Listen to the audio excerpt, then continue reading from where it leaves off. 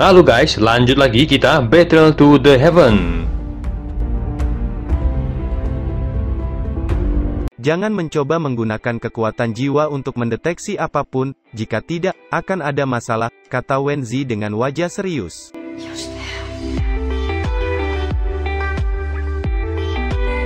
Kolam Xuanling memiliki banyak efek magis, tetapi satu hal yang pasti, itu dapat menguatkan Douqimu, namun kalian semua juga harus bersiap, karena setiap orang akan mengalami kesengsaraan guntur, kata Wenzi.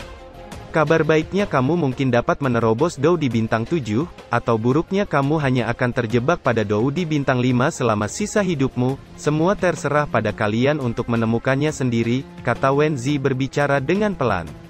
Karena semuanya sudah siap, ayo pergi, kata Wenzi melangkah masuk ke lorong yang agak gelap. Xiaoyan dan lainnya segera mengikuti, mereka melewati lorong panjang gelap yang melingkar sebelum menemukan batu pilar di tengah ruang. Apa itu? Seru Mu Peng terkejut. Sepertinya itu adalah formasi teleportasi luar angkasa, kata Zhu Lao. Formasi teleportasi luar angkasa, gumam Xiaoyan sedikit terkejut. Waktunya hampir habis. Ingat, kolam Kaisar Xuanling sangat berharga, namun semuanya tergantung padamu, kamu dapat tinggal di dalamnya paling lama selama 1 bulan, setelah itu kalian akan didorong keluar oleh kolam Kaisar Xuanling, kata Wenzi. Setelah mengatakan itu, Wenzi mengulurkan tangannya dan cahaya Doqi segera menembak ke arah batu pilar di tengah. Sesaat kemudian ruang nampak bergetar dan pintu spasial muncul dari dalamnya menarik semua orang masuk ke dalamnya. Rombongan Xiaoyan melewati formasi teleportasi ruang angkasa dan muncul di tempat luas tak berujung. Xiaoyan menghentikan langkahnya dan menatap dengan heran tanah di bawah kakinya. Mengapa ada potongan yang menonjol di tengah jalan yang tampak datar ini? Xiaoyan, ada apa? Apa yang kamu temukan? Tanya Mu Feng. Apa ada sesuatu yang salah? Lihat, apa yang ada di bawah kakiku, kata Xiaoyan berjongkok dan menunjuk ke batu berwarna aneh di bawah kakinya. Bukankah itu hanya batu biasa? Kata Mu Ying. Batu ini? Sepertinya aku pernah melihatnya di suatu tempat, kata Mu Peng menyentuh batu itu. Ini adalah batu asal, kata Mu Peng. Batu asal, apa itu? Tanya Mu Ying berjongkok dan melihat batu aneh. Tangan Mu Ying baru saja menyentuhnya, dan perasaan yang sangat dingin menyapu seluruh tubuhnya. Batu ini sangat aneh, sepertinya ada kekuatan di dalamnya, kata Mu Ying.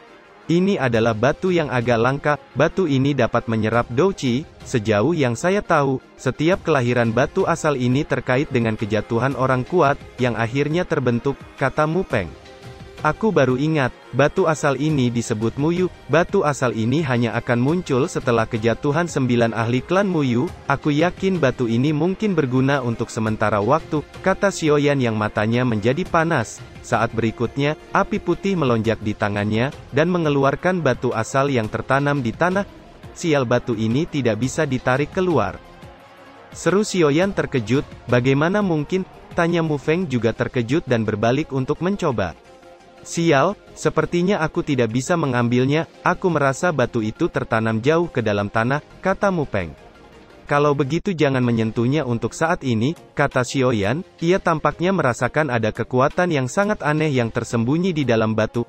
Kedua orang itu menghilang, mengapa kita tidak mengejar mereka, kata Mu Ying. Sepertinya mereka tahu sesuatu dan menghilang dari kita, bagaimanapun ini tempat mereka, kata Xiaoyan melihat ke kejauhan dan melesat ke depan. Mu Peng dan Mu Ying dengan cepat mengikuti.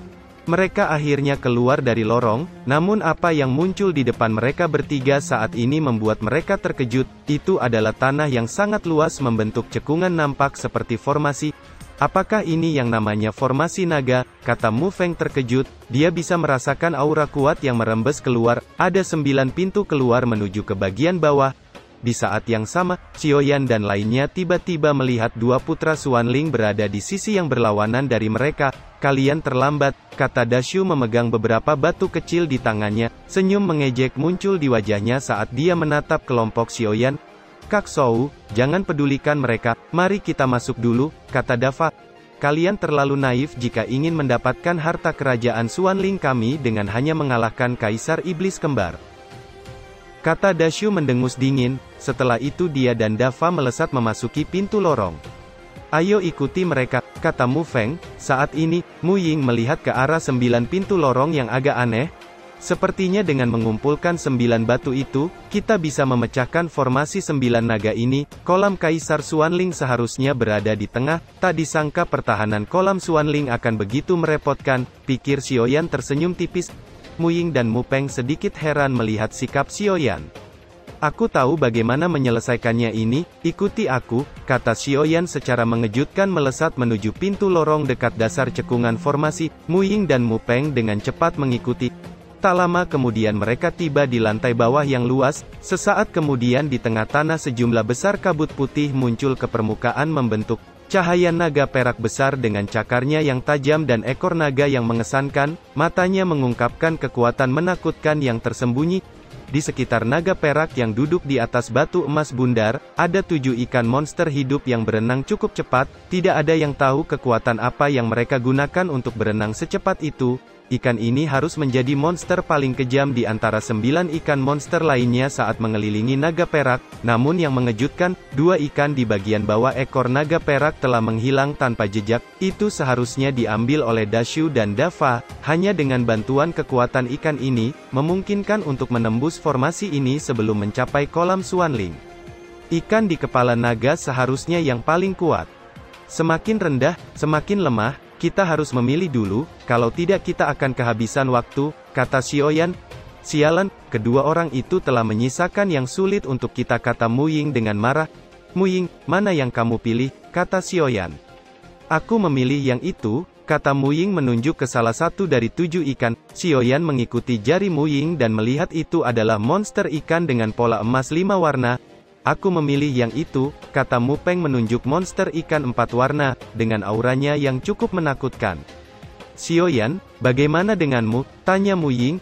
Kilatan melintas di mata Xiaoyan saat dia menatap ikan monster 9 pola yang ada di atas tempat pertama. Xiaoyan, jangan gila, monster ikan 9 pola itu adalah penjaga paling kuat dari formasi naga. Hanya dari nafasnya saja, aku bisa merasakan kekuatan yang tidak kalah dengan Doudi bintang 8, kata Mu Ying terkejut. Jangan khawatir, aku punya rencanaku sendiri, kata Xiaoyan melihat kekhawatiran di mata keduanya. Api putih melonjak di tubuh Xiaoyan saat dia melesat ke bagian atas kepala naga perak dan mengambil monster ikan 9 warna. Saat berikutnya Mu Ying juga memegang ikan monster 5 warna. Di saat yang sama dia merasakan kekuatan dingin yang muncul dari ikan monster di tangannya, dan api biru segera muncul di tubuhnya untuk menahan hawa dingin. Mu Feng juga telah memegang ikan 4 warna dan cahaya biru melonjak di tubuhnya untuk menekan aura dingin yang menyebar. Karena semuanya telah memegang 1 ikan. Ayo pergi, kita hanya bisa berpencar, kata Xiaoyan segera melesat ke satu lorong. Mu Ying dan Mu Peng juga menuju masing-masing lorong dan menghilang. Saat berikutnya, Xiaoyan muncul di tanah luas. Dia menatap batu asal di bawahnya dan berjongkok. Saat dia mendekatkan monster ikan 9 warna ke batu asal, cahaya perak tidak muncul. Ini, bagaimana cara menyalakannya, pikir Xiaoyan. Sesaat kemudian pikiran melintas di benaknya, api putih muncul dan mengalir ke ikan 9 warna. Ikan monster 9 pola dan batu asal baru saja bersentuhan satu sama lain ketika cahaya silau memancar keluar. Saat berikutnya, ikan 9 pola tampak hidup dan berenang bergerak menuju batu asal. Sesaat kemudian satu sosok manusia ikan muncul di depan Xiaoyan dan tiba-tiba membuka matanya. Aura menakutkan langsung memenuhi lorong saat suaranya yang dingin bergema. Apa kamu penyusup itu? Kata sosok itu menatap Xiaoyan dengan mata ikannya yang tajam. Tekanan yang menakutkan, pikir Xiaoyan saat merasakan aura yang menyebar dari sosok itu. Junior Xiaoyan, datang ke sini untuk meminjam batu formasi, kata Xiaoyan dengan tenang.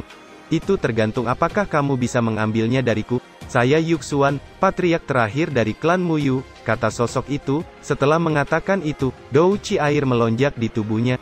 Doudi bintang 8, ini akan sedikit merepotkan, sepertinya aku hanya bisa mengakalinya. Pikir Xiaoyan, api putih muncul dan banyak air langsung menguap. Mata Yuxuan nampak menyusut saat melihat air yang sekejap menguap. Api yang aneh, pikir Yuxuan saat melihat itu. Dia melambaikan tangannya dan air melonjak di tubuhnya sebelum berubah menjadi banyak panah air yang meluncur ke arah Xiaoyan. Senyum tipis muncul di wajah Xiaoyan saat melihat itu, pikirannya melintas dan api 3 warna muncul sebelum berubah menjadi penghalang api di depannya memblokir semua panah air hingga hancur.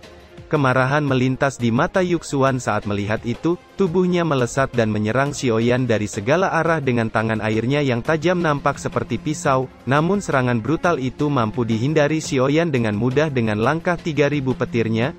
Sial, mengapa bocah ini begitu cepat, pikir Yuxuan terkejut. Sebaiknya kuakhiri dengan cepat, gumam Xiaoyan. Namun sebelum Xiaoyan menyerang suara Jinlong tiba-tiba muncul di benaknya. Xiaoyan, biarkan aku yang melakukannya, kata Jinlong yang melihat Yuxuan menyerang Xiaoyan dengan cara yang gila. Apa kamu ingin terus menyerang generasi yang lebih muda? Kata Jinlong yang suaranya bergema. Siapa itu? Seru Yuxuan dengan marah. Namun dia bisa merasakan getaran dari jiwanya. Getaran semacam ini hanya bisa muncul karena ada orang kuat yang jauh lebih kuat dari dirinya. Jinlong perlahan muncul dan cahaya keemasan memenuhi tubuhnya, saat sepasang mata naga perlahan menatap Yuxuan dengan tajam. Betapa tindakan yang berlebihan, kata Jinlong mengulurkan telapak tangannya. Saat berikutnya, telapak tangan Raja Naga Emas berubah menjadi cakar naga raksasa yang meluncur ke arah Yuxuan. Ekspresi Yuxuan menjadi jelek ketika dia menghadapi pukulan Jinlong. Douqi melonjak di tubuhnya akhirnya berubah menjadi penghalang air di depannya.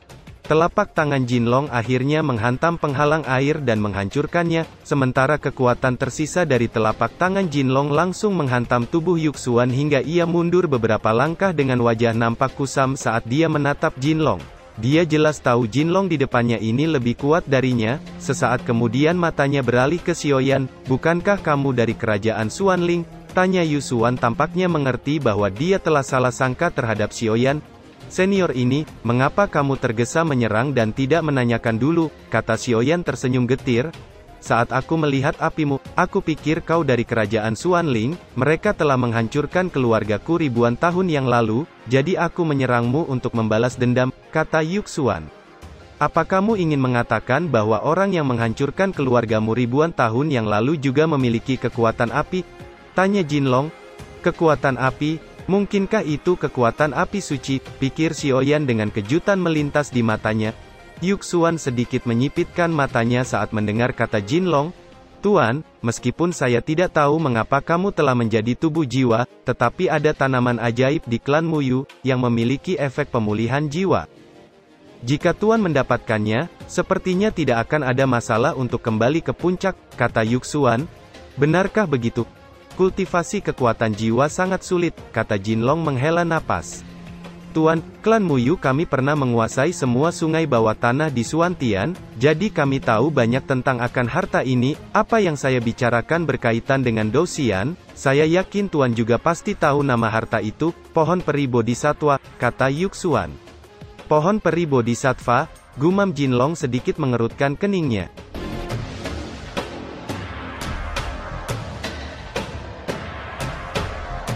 Cerita pun selesai, nantikan spoiler selanjutnya guys. Buat yang belum subrek, dibantu subrek yo guys, biar jalan terus spoilernya. Buat yang udah subrek, mudahan dilancarkan rezekinya. See you and ciao.